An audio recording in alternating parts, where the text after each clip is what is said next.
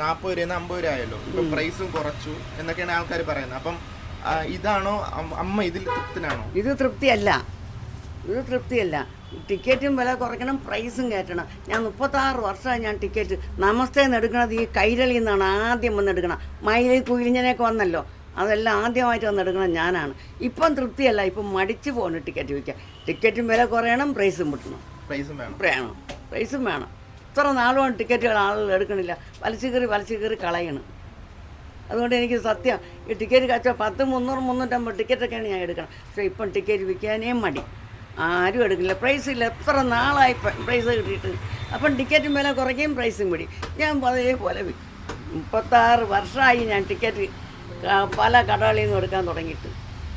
അന്ന് 2 രൂപ മൈൽ, 2 രൂപ കുയിൽ, ഇങ്ങനെയൊക്കെ ഉള്ളതല്ലേ, അതൊക്കെ ഞാൻ വിറ്റു. പക്ഷേ ഇപ്പോൾ എനിക്ക് വിൽക്കാനേ തോന്നില്ല. അതുകൊണ്ട് ദയവായി ടിക്കറ്റും വില കുറയ്ക്കണം, പ്രൈസും വിടണം.